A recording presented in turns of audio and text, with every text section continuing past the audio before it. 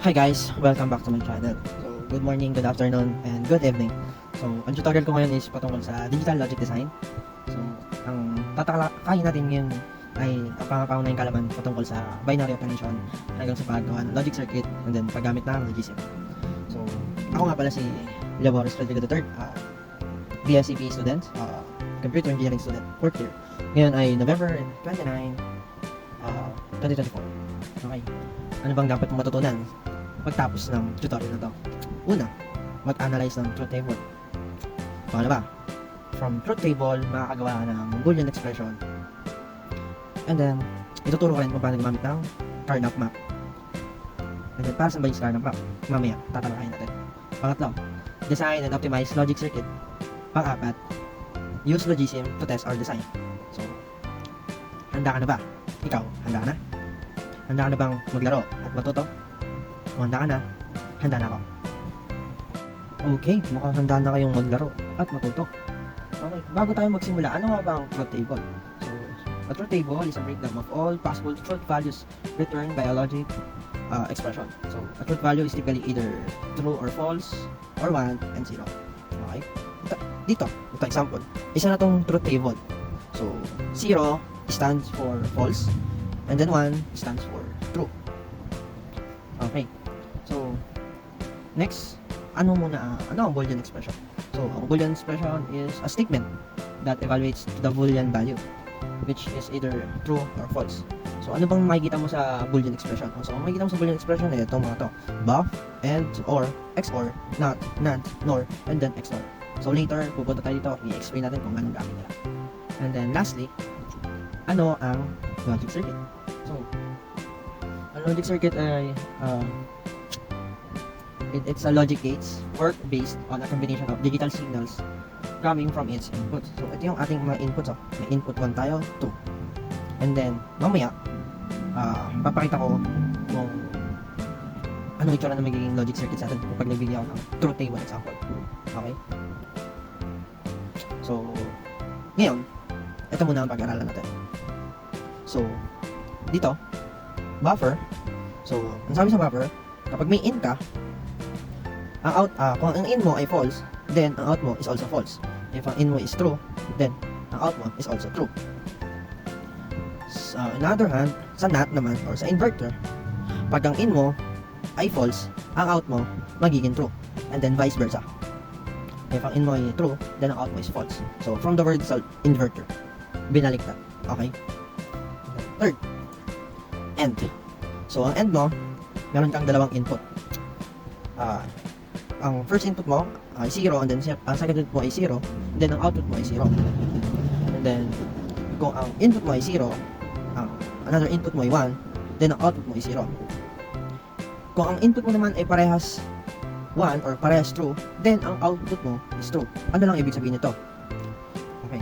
Ang ibig sabihin lang nito, if you have two true input values, then your output is also true. But if you have at least false in your input value, then your output is false. Okay? NAND. Not end. So, kabaliktaran naman siya ni end. Okay? So, dito naman, if not total kabaliktaran, okay. Sorry ako. Not total kabaliktaran. Sabi dito naman is, if ang both input mo ay false, then ang output mo magiging true. And kung ang input mo naman ay at least may isang true, then ang output mo ay magiging true. Kung ang input mo naman ay parehas true, then your output will be false. Okay. Next, OR.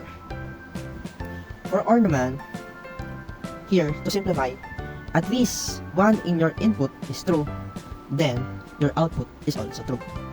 Nor, not OR. Here, to simplify this statement, if both your input is false, then your output is true. If your input has true, then your output will be false. XOR, exclusive OR. Here, if both input is the same, okay, let's say they are both false, they are both true, then your output is false. But if your input is different, I mean the other one is true, the other one is false, then your output is true. XNOR. To simplify this, the inverse lang nitong XOR. Okay. If both statement or both input is true or false, then your output is true. But if your output is not the same, I mean your input is not the same, let's say 0, 1, then 1 and 0, then your output is false. So ganun lang yung conditioning nitong mga operation na to. So mukhang ready na kayong maglaro at matuto. Tara, magsimula tayo. So ang laro natin ngayon ay tatawagin na the wheel of truth. So as you can see, wala pa tayong mga output. So ngayon, para magkaroon tayo ng output, hayaan natin yung computer ang magbigay ng magiging output natin. And then, pag nangyari yun, meron na tayong truth table. And then, gagawa na lang natin siya ng Boolean expression. And then, circuit design. Okay, simulan na natin. So, sa una, meron tayong 0. Sunod. 1. Sunod. 0. Sunod. Another 0. 1.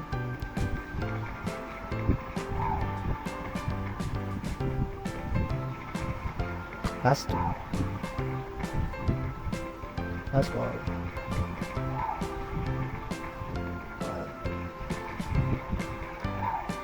So, ayun.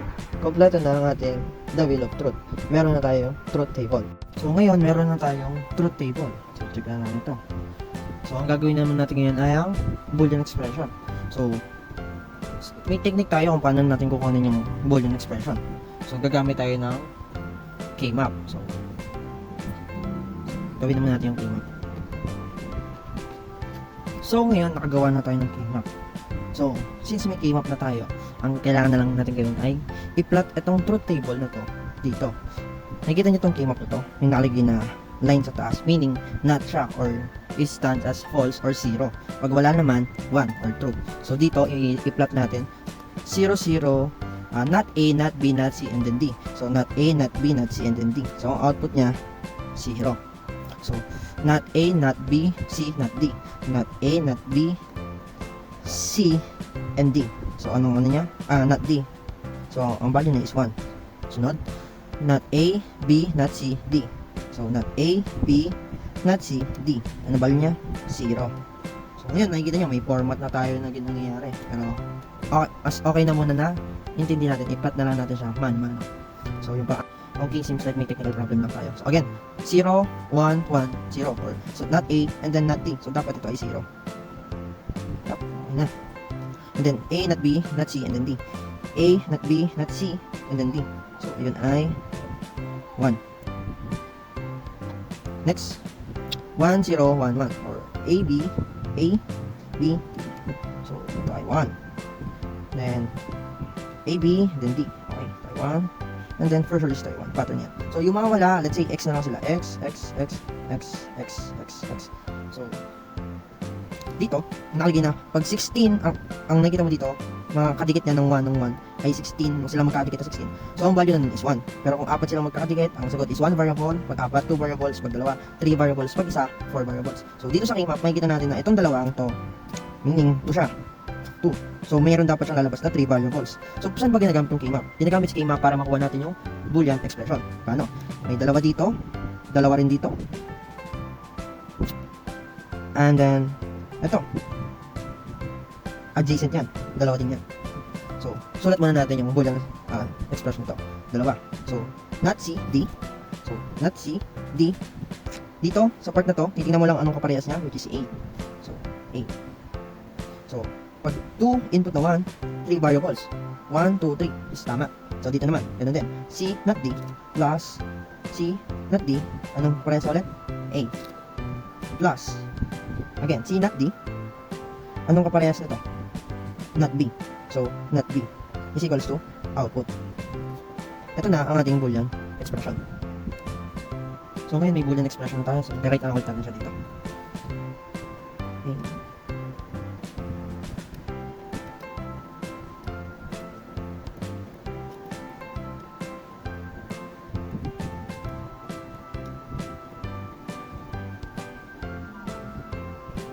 Ngayon, meron na tayong Boolean expression or Boolean statement. So, check na natin ito. So, ang gagawin na lang natin, lastly, ay logic circuit. So, implement na siya. Drawing na natin.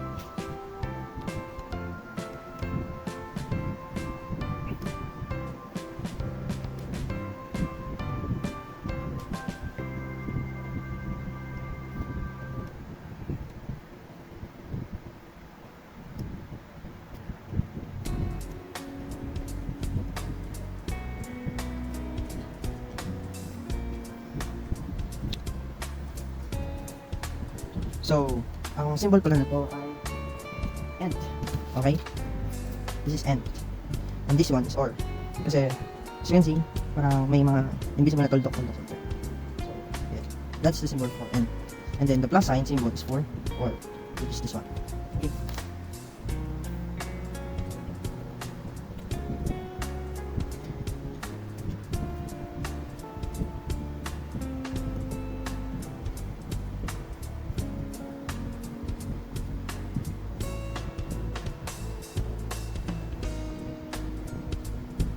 And this one is for NOT.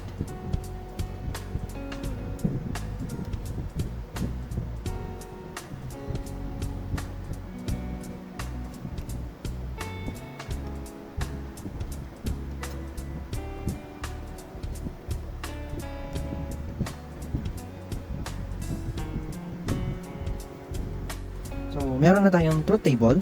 Okay, meron na. Meron na tayong Boolean expression, which is yung A, D, not C, or A, C, not D, or not B, C, and then not D. Okay, meron na. Which is ito rin yun, same lang sila. And then, meron na rin tayong logic circuit. Ngayon, i-implement na lang natin to dun sa Logisim. So, tara, gawin na sa Logisim to. Okay, nasa Logisim na tayo. So, yung nasa kanan, truth table natin. Then yung nasa kaliwa, ito yung Logisim natin. So, ang sabi, dito sa truth table, pag si D daw ay nag-1, ang output ay 0. Hindi natin si 1.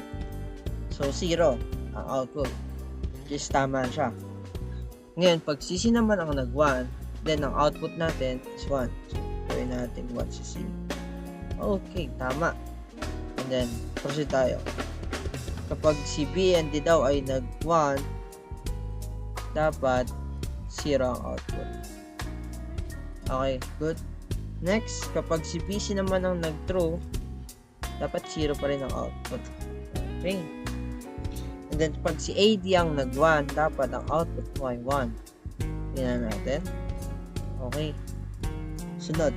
Pag si AC ang nag-1, then, dapat ang output mo is 1 pa rin. Okay, tama. And then, kapag si AB and D ang 1, ABD, okay. And then last, kapag si ABC ay 1, dapat ang output mo 1. Okay. So, meaning, ang ating truth table ay tugma sa ating ginawang Boolean expression or Boolean statement, and then implement natin siya sa logic circuit design. Then, tama siya. And dito natatapos ang ating tutorial. Sana may natutunan kayo.